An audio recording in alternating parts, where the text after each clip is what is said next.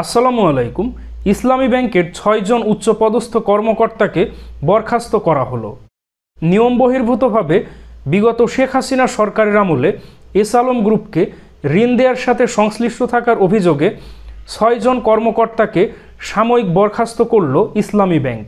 গত ৫ ডিসেম্বর ইসলামী ব্যাংক থেকে এই ৬ জন কর্মকর্তাকে সাময়িক বরখাস্তের বিষয়ে চিঠি দেয়া হয়।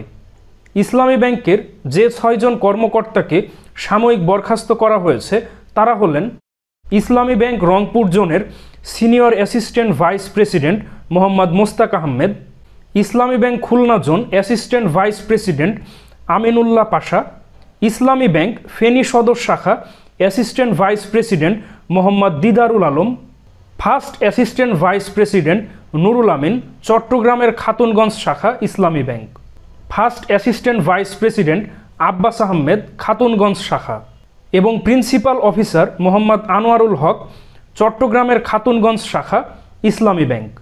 তো ইসলামী ব্যাংকের এই ৬ জন কর্মকর্তাকে সাময়িক বরখাস্ত করা হয়েছে।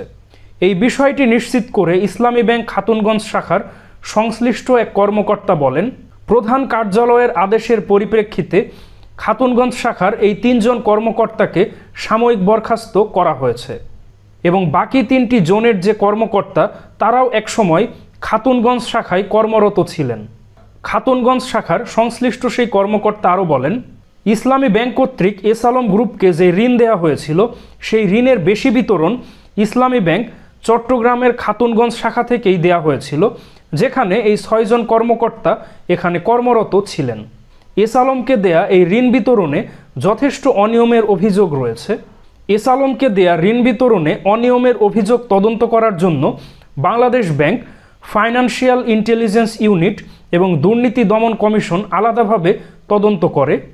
এছাড়াও ইসলামী ব্যাংকের নিজস্ব ইন্টারনাল অডিট ডিপার্টমেন্ট এবং সেই সাথে আলাদাভাবে নিয়োগ করা অডিট ফার্মও এই ঋণ প্রদানে অনিয়মের বিষয়টিতে কাজ করছে এবং এস আলম গ্রুপকে নিয়ম বহির্ভূতভাবে ঋণ প্রদানের সাথে সংশ্লিষ্ট থাকার অভিযোগে এই ৬ জন কর্মকর্তাকে ইসলামী ব্যাংক সাময়িক বরখাস্ত করল। তো দর্শক মণ্ডলী, যে ৬ জন কর্মকর্তাকে বরখাস্ত করা হয়েছে এ বিষয়ে আপনাদের কী অভিমত অবশ্যই কমেন্টে জানান।